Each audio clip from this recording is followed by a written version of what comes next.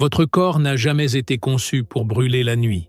Mais vous voilà de nouveau allongé, immobile dans le noir, l'oreiller parfaitement aligné, la pièce silencieuse, et pourtant, quelque chose ne va pas. Un inconfort lent et rampant monte du plus profond de votre poitrine. Pas vraiment une douleur, mais une chaleur, une lourdeur, une haleine aigre qui n'a rien à faire. Vous avalez, espérant que cela disparaisse. En vain. Vos yeux sont fermés, mais votre corps est en état d'alerte maximale. Vous avez l'impression que votre propre estomac se retourne contre vous. Bienvenue dans la guerre qui vous oppose, celle à laquelle vous n'avez jamais participé. Cette révolte acide et silencieuse qu'est le reflux nocturne. Vous avez peut-être déjà entendu le mot « reflux » ou son nom complet, reflux gastro-œsophagien. Cela semble clinique, distant, un phénomène qui n'arrive qu'à d'autres. Mais en réalité, cela signifie que le contenu de votre estomac, censé rester en sécurité en bas, est remonté. Et cette remontée n'est pas innocente. Elle est acide, vive et persistante. Il franchit la barrière qui aurait dû le retenir, un anneau musculaire appelé sphincter œsophagien inférieur, une sorte de trappe qui reste habituellement hermétiquement fermée. Mais la nuit, lorsque vous vous allongez, lorsque vos muscles se relâchent, ce gardien se relâche aussi. Et soudain, la gravité n'est plus votre allié. Ce qui devrait rester en bas remonte. La chambre devient un champ de bataille. On se retourne. La chaleur se répand. Au début, on ne reconnaît même pas le reflux. Ce peut être une toux sèche qui ne passe pas, une voix rauque au matin, une oppression thoracique qui imite l'anxiété, un goût amer au fond de la gorge, ou simplement la sensation que le sommeil n'est plus l'échappatoire tranquille et sûr qu'il était. Avec le temps, ces symptômes deviennent si familiers qu'ils finissent par paraître normaux. Mais ils ne le sont pas. Ce sont des alarmes, douces peut-être, mais des alarmes quand même. Et c'est là que les choses deviennent cruelles. Plus vous perdez de nuit dans ce feu silencieux, plus votre corps souffre. Le sommeil est l'architecte de la guérison. Il restaure, répare, recalibre votre humeur, votre mémoire, votre immunité. Mais lorsque le sommeil est interrompu, de manière répétée et subtile, votre taux de cortisol augmente, votre stress augmente, votre digestion ralentit. Et oui, ce stress alimente le reflux, rendant la nuit suivante pire que la précédente. C'est un cercle vicieux, brûlure, réveil, stress, et ainsi de suite. Imaginez maintenant, vous ne faites rien de mal. Vous ne vous gavez pas de nourriture épicée à minuit. Vous ne buvez pas 1 litre de café avant de vous coucher. Votre dernier repas était peut-être léger, raisonnable et pris tôt. Et pourtant, le reflux vous rattrape. Car pour beaucoup, le problème ne réside pas seulement dans ce qu'ils mangent, mais dans la façon dont leur corps réagit une fois la lumière éteinte. Notre corps est conçu pour digérer debout. Il y a des siècles, on ne dînait pas à 21 heures pour s'effondrer sur des matelas moelleux juste après. On s'asseyait, on digérait, on bougeait. Aujourd'hui, la vie moderne a condensé le temps. Le dîner est tardif, le sommeil vient vite, et le reflux arrive encore plus vite. Vous n'associez peut-être même pas vos symptômes à la digestion. Vous vous réveillez peut-être fatigué, irrité, avec des maux de tête. Vous avez peut-être la bouche sèche ou des douleurs dentaires. Vous mettez peut-être cela sur le compte de l'âge, du stress ou de la malchance. Mais discrètement, mais régulièrement, cet acide vous gâche bien plus que votre confort. Il altère votre sommeil et, à terme, votre santé. Si on ne le contrôle pas, il peut cicatriser la paroi de votre œsophage. Il peut provoquer une inflammation à long terme. Il peut même simuler des symptômes cardiaques. Et le plus inquiétant, la plupart des gens vivent avec pendant des années avant de comprendre ce qui se passe réellement. Il y a quelque chose d'uniquement vulnérable à la tombée de la nuit. Le monde ralentit, les distractions s'estompent, et il ne reste que votre corps, vos pensées et les sensations qui remontent à la surface. Le reflux ne fait pas que perturber votre estomac. Il s'immisce dans votre paix intérieure, dans votre silence. Il ne crie pas, il murmure. Et ce sont ces murmures qui vous maintiennent au bord du sommeil, sans jamais trouver le repos. sans jamais guérir. Mais cette histoire n'est pas une histoire de peur. Elle est une histoire de compréhension. Car une fois que vous aurez nommé l'inconfort, que vous l'aurez mis en lumière, vous pourrez commencer à l'adoucir. Vous pourrez commencer à remettre en question ces étranges petits rituels qui semblent anodins. Un encas tardif, une séance Netflix allongée, un deuxième verre de vin pour décompresser. Et surtout, vous pourrez commencer à reconnaître que votre sommeil n'est pas perturbé par une faiblesse, un vieillissement ou un stress insurmontable. Parfois, il est perturbé parce que votre corps livre une bataille qu'il n'a jamais été préparé à gagner. Et si vous vous êtes déjà retrouvé à fixer le plafond à 2 heures du matin, ressentant une pression inextinguible, blâmant votre oreiller, votre partenaire ou votre nervosité, sachez que ce n'est peut-être rien de tout cela. C'est peut-être la brûlure que vous ne pouviez pas nommer, celle qui a commencé par une morsure, celle qui se termine par votre repos. Comprendre cette guerre, cette danse chimique, posturale et comportementale qui se joue chaque nuit, est la première étape. Et comme dans toute bataille, il existe des alliés doux, des alliés simples, que l'on trouve dans votre cuisine, que l'on trouve dans votre respiration, que l'on trouve dans la façon dont vous choisissez de terminer votre journée. Parce que le soulagement ne se trouve pas toujours dans un flacon d'ordonnance ou un diagnostic clinique. Parfois, il commence par quelque chose d'aussi simple qu'une petite dose de calme, un changement de rythme, une nouvelle approche du sommeil, ou un fruit oublié qui apaise plus qu'il ne pique. Et peut-être, juste peut-être, ce soir sera différent. Non pas parce que le monde a changé, mais parce que vous comprenez maintenant la guerre que votre corps livre quand les lumières s'éteignent. Et bientôt, vous rencontrerez les alliés discrets qui pourront vous aider à la remporter. Si cette vidéo vous a apaisé avec votre corps ou vous a rappelé quelque chose que vous souhaitiez changer, n'hésitez pas à partager votre avis dans les commentaires. Partagez votre expérience ou dites-moi ce qui vous a le plus marqué. Et si ce n'est pas encore fait, n'oubliez pas de vous abonner. Cet espace est là pour vous aider à vous reposer, à guérir et à vous sentir écouté. Le soulagement, lorsqu'il arrive enfin, ne défonce pas la porte. Il ne rugit pas et ne se vante pas. Il s'installe doucement, souvent sous une apparence ordinaire. Et parfois, il se cache juste là, dans votre cuisine.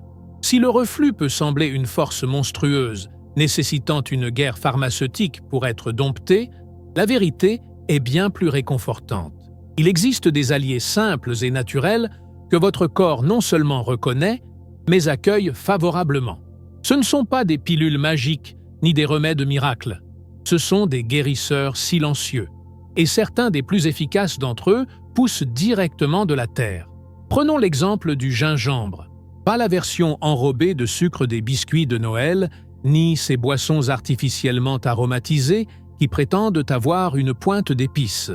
Il s'agit de gingembre cru, véritable, une racine noueuse, au parfum piquant et terreux, dont la chaleur évoque les remèdes anciens. Depuis des siècles, le gingembre est reconnu dans toutes les cultures pour apaiser le tube digestif. En médecine traditionnelle chinoise, il est reconnu pour réchauffer le corps et améliorer la circulation du QI. En Ayurveda indien, il est qualifié de remède universel. Et aujourd'hui, nous savons que le gingembre contient des composés appelés gingerols et shogaols, des anti-inflammatoires naturels qui apaisent les irritations intestinales et favorisent une digestion fluide. Quelques fines tranches trempées dans de l'eau chaude, éventuellement agrémentées d'une touche de miel, deviennent bien plus qu'une simple boisson du soir. Elles signalent à votre corps que la journée est terminée, que la digestion peut ralentir, que la tempête intérieure peut s'apaiser. Le gingembre accélère la vidange de l'estomac, ce qui signifie moins de pression, moins de remontées acides et moins de risques de terribles brûlures en plein rêve. Et comme il n'est ni sédatif ni dépressif, il ne vous laisse ni dans le brouillard ni épuisé. Il aide simplement votre corps à faire ce pour quoi il a été conçu, mais plus doucement, plus efficacement et plus naturellement. Et puis, il y a la banane, douce, sans prétention, toujours disponible. Elle n'a l'air de rien, ni piquante, ni arôme prononcé. Mais sa puissance réside dans sa simplicité. Peler une banane mûre, c'est bien plus qu'un fruit. C'est un mélange de nutriments dont votre intestin raffole. La banane est riche en potassium, qui contribue à équilibrer l'acidité de l'estomac. Elle est également riche en pectine, une fibre soluble qui crée une barrière gélatineuse dans le système digestif. Cette barrière agit comme un coussin, protégeant l'œsophage de l'acidité et permettant aux tissus enflammés de se régénérer. Et n'oublions pas le réconfort émotionnel que procure une banane. C'est l'un des premiers aliments que beaucoup d'entre nous ont mangé enfant. Sûr, doux, familiarisé. Ce genre de réconfort est important, car le système nerveux et le système digestif sont en dialogue constant.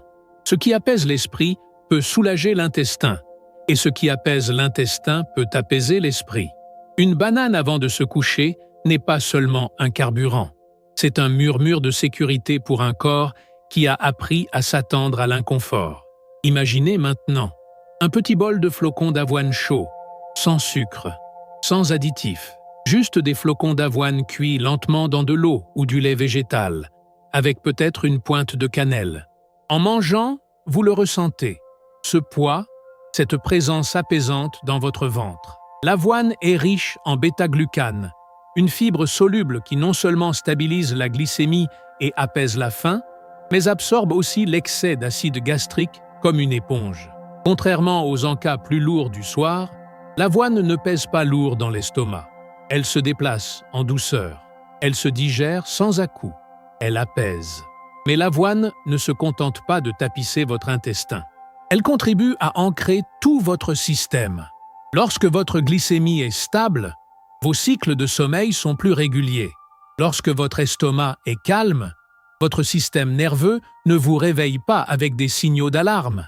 Et lorsque vous n'avez pas faim, ni ballonnement, ni acidité, votre cerveau peut enfin plonger dans les phases profondes du repos. Ce n'est pas un hasard si le porridge est depuis longtemps considéré comme l'aliment des moines, des matins calmes et des retraites de guérison. Sa douceur va au-delà de la texture. Il transmet la paix. Il y a aussi quelque chose de beau dans ce genre de repas nocturne. Pas de précipitation, pas d'écran, juste un rituel lent. Éplucher une banane, faire infuser du gingembre, remuer des flocons d'avoine, ce sont des gestes de présence, d'attention. Et dans un monde où les repas sont souvent avalés, utilisés en plusieurs fois ou oubliés, revenir à ces gestes discrets peut tout changer. Et pas besoin de grosses portions. En réalité, plus c'est petit, mieux c'est. Une cuillerée de la bonne chose vaut mieux qu'une assiette de la mauvaise. Un thé au gingembre siroté 30 minutes avant de se coucher. Une demi-banane dégustée en pleine conscience. Quelques bouchées d'avoine à la lumière tamisée. L'objectif n'est pas de vous endormir ou de vous remplir l'estomac. Il s'agit de faciliter la digestion, afin que votre corps puisse s'adapter en douceur au rythme du sommeil. Chacun de ces aliments a une histoire. Le gingembre, cette racine ancestrale qui brûle proprement. La banane, ce fruit humble qui protège et nourrit. L'avoine, cette céréale réconfortante et stable. Ils ne combattent pas l'acidité par la force. Ils la répondent avec douceur. Ils n'engourdissent pas les symptômes. Ils rééquilibrent l'organisme. Et lorsque vous commencez à considérer la nourriture non plus comme un ennemi ou un plaisir, mais comme un allié, votre relation avec votre corps change complètement. La cuisine cesse d'être une source d'anxiété et devient un espace de calme et de relaxation. Vous cessez d'appréhender la nuit et commencez à vous y préparer avec détermination. Car au final, il ne s'agit pas seulement d'éviter le reflux, il s'agit de retrouver votre droit au repos, de dormir profondément, de vous réveiller sans amertume ni oppression thoracique. Il s'agit de rendre vos soirées à nouveau sacrées et non chaotiques. Et parfois, il suffit d'une racine, d'un fruit, d'un bol de céréales. Parfois, la guérison a un goût familier.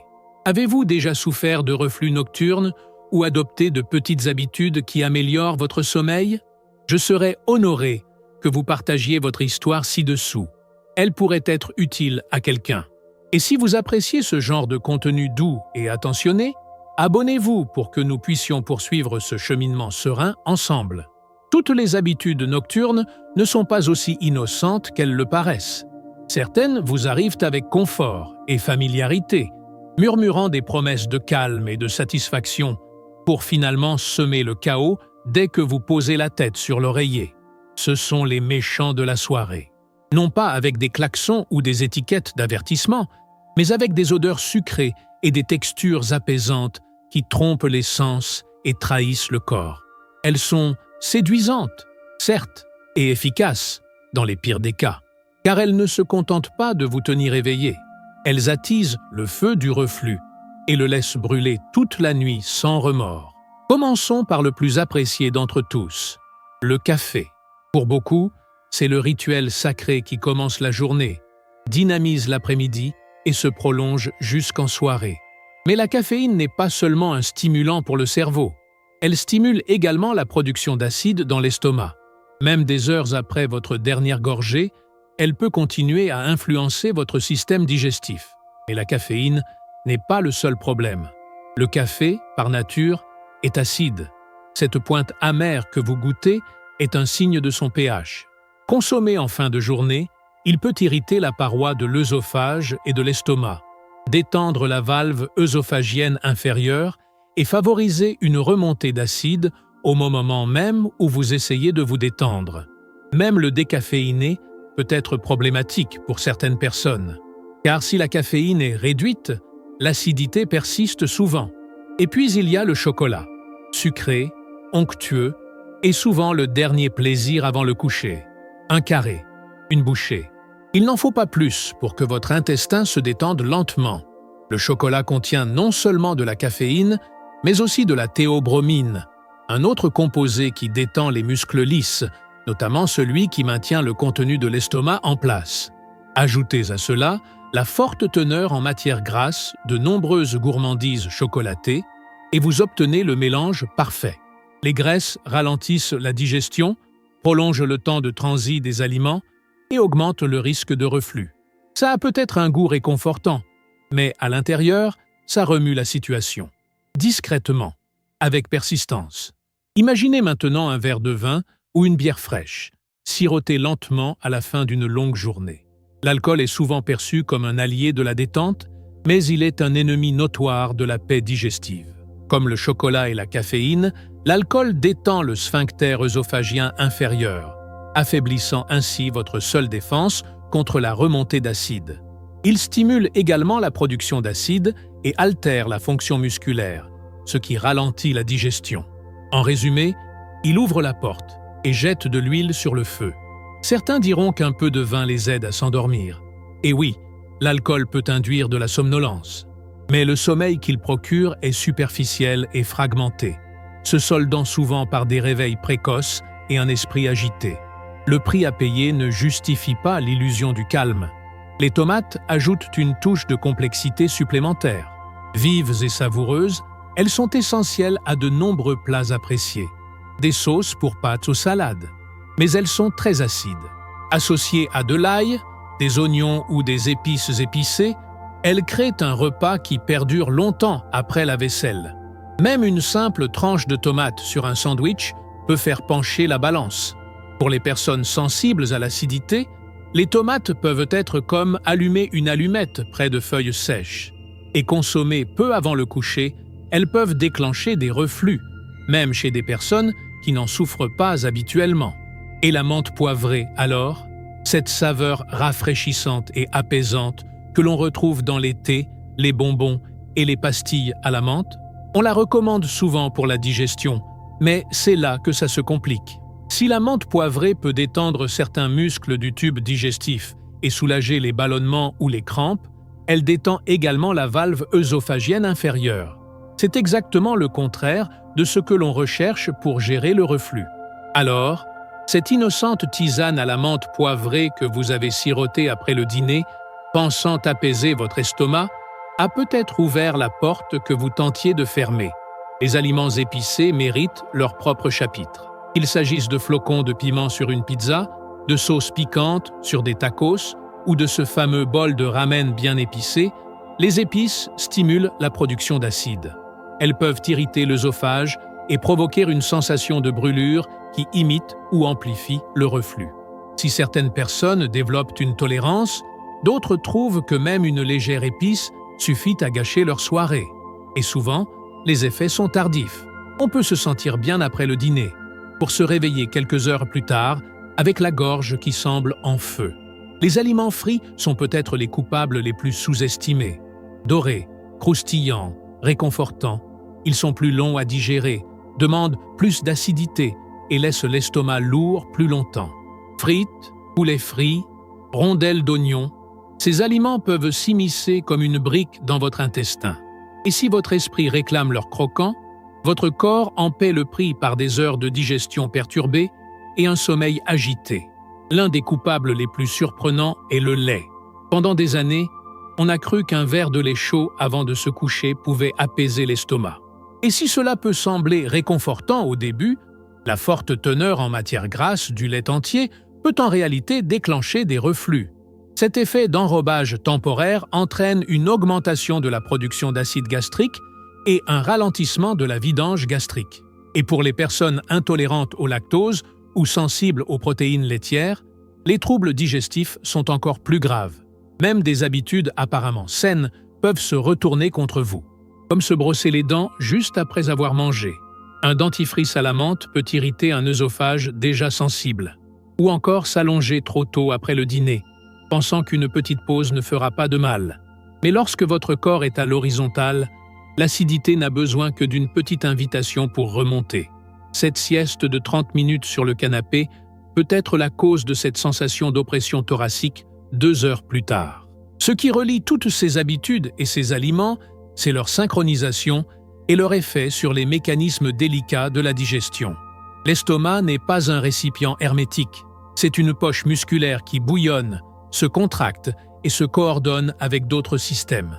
Lorsque son rythme est perturbé par les graisses, l'acidité, la caféine, l'alcool ou une mauvaise posture, l'harmonie est rompue et ce qui était censé nourrir commence à se dégrader. La conscience est la première forme de défense, mais c'est l'action qui fait la différence. Choisir de ne pas terminer sa nuit par une petite douceur qui perturbe son sommeil. Reconnaître la différence entre ce qui réconforte l'esprit et ce qui réconforte le corps. Ces choix sont discrets, souvent invisibles. Pourtant, leur impact est profondément ressenti, surtout aux heures calmes de la nuit. Parce qu'il n'y a rien de doux ni de délicat à grimper à l'acide, là où il ne faut pas. Il n'y a rien de reposant à se réveiller avec la gorge brûlante ou la poitrine serrée. Et il n'y a rien de bienveillant à avoir une habitude qui transforme votre sommeil en champ de bataille. Les méchants du reflux ont des visages familiers. Mais une fois démasqués, ils perdent leur pouvoir. Et lorsque vous commencez à les remplacer par des choix plus doux, vos nuits commencent à changer, non pas dans le bruit, mais dans la paix. Dites-moi dans les commentaires quelle habitude ou quelle révélation vous a le plus surpris. Vos réflexions contribuent à faire de cet espace un lieu sûr et sincère. Et si vous cherchez encore plus de réconfort, je vous invite à vous abonner. Nous construisons ici quelque chose de doux et de significatif. Une nuit à la fois. L'heure qui précède le sommeil a quelque chose de sacré. Une douce douceur s'installe. Les lumières s'atténuent, les bruits extérieurs s'estompent et le monde se retire doucement. Dans ce bref espace entre la conscience et l'abandon, votre corps est à l'écoute. Il décode chaque signal que vous lui envoyez, votre façon de vous asseoir, ce que vous mangez, votre respiration, que vous surfiez sur Internet, que vous vous étiriez, que vous lui disiez « Nous sommes en sécurité, nous sommes calmes, il est temps de lâcher prise ». Et face au reflux, cette dernière heure de la journée peut faire toute la différence entre une nuit paisible et un malaise intense et brûlant. Tout commence non pas dans votre chambre, mais dans votre cuisine, au moment de votre dernier repas. Même s'il peut sembler anodin de grignoter juste avant de vous coucher, votre système digestif fonctionne au rythme et à la gravité. Lorsque vous vous allongez l'estomac plein, les acides responsables de la décomposition des aliments ne peuvent que remonter. Cette légère inclinaison de votre œsophage devient une rampe d'accès à l'inconfort. En terminant votre dernier repas 2 à 3 heures avant de dormir, vous permettez à la digestion de progresser naturellement. L'estomac s'allège, l'acide se retire, la pression diminue. Ce n'est pas une question de restriction, c'est une question de rythme. Ce que vous faites après avoir mangé est également important. S'asseoir droit est bénéfique. Une petite marche après le dîner, même dans la maison, peut favoriser une bonne motilité. Évitez de vous allonger sur le canapé ou de vous endormir affalé. Votre corps associe la posture à la préparation. En restant droit, vous signalez à votre système digestif. Continuez. En vous affaissant, vous dites « il est temps de ralentir ». Et si l'estomac est encore plein, cette confusion se transforme en reflux. La position de sommeil n'est pas seulement une question de confort, elle peut être un acte médical. S'allonger sur le côté gauche est largement recommandé en cas de reflux. Anatomiquement, cette position maintient l'estomac sous l'œsophage, réduisant ainsi le risque de remontées acides. Surélever la tête de votre lit de seulement 15 cm, pas seulement l'oreiller, mais toute la partie supérieure, peut également prévenir les poussées nocturnes. Lorsque la gravité est de votre côté, le système digestif peut se reposer sans rébellion. Mais au-delà des angles et des heures, il existe une vérité plus profonde. Le corps se souvient de la façon dont il est traité avant de s'endormir. Le chaos des écrans, le flot des obligations, le flot de stimulation. Tout cela ne disparaît pas simplement lorsqu'on éteint la lumière. Il persiste, il vibre, il résonne dans votre système nerveux, gardant votre corps en alerte, même lorsque votre esprit réclame le calme. Créer un rituel nocturne n'est pas une question de perfection, c'est une question de répétition. Une série de signaux qui disent « la journée se termine ». Vous êtes en sécurité, vous êtes soutenu. Cela peut ressembler à un bain chaud sous un éclairage tamisé, à une respiration douce, à la lecture de quelques pages d'un livre apaisant, à un court étirement au sol ou à une séance de méditation silencieuse, laissant la journée se dissiper sans jugement. Ces moments ne sont pas un luxe, ce sont des ancrages. Et lorsqu'on les associe à un corps nourri avec sagesse et minutieusement, on commence à ressentir un changement. La brûlure s'estompe, la tension retombe, la poitrine se détend. Et le sommeil n'est plus une lutte, mais un retour aux sources. Pour certains, ce processus sera progressif. Les habitudes sont tenaces. Et les tentations de la vie moderne sont fortes. Mais le changement, abordé avec bienveillance et constance, est puissant. Remplacer un verre de vin par une tisane. Troquer un encas copieux contre une cuillerée de flocons d'avoine. Éteindre la télévision 10 minutes plus tôt. Ces petits gestes s'accumulent. Ils parlent à votre système nerveux dans un langage qu'il comprend. Doux, répétitif, fiable. Et la confiance est essentielle. Quand votre corps vous fait confiance, il se détend, il lâche prise, il vous donne les clés du repos. Vous n'attendez plus l'inconfort au lit. Vous vous allongez en sachant que vous avez fait votre part, que vous avez créé les conditions idéales, que le sommeil, le vrai sommeil, est enfin à portée de main.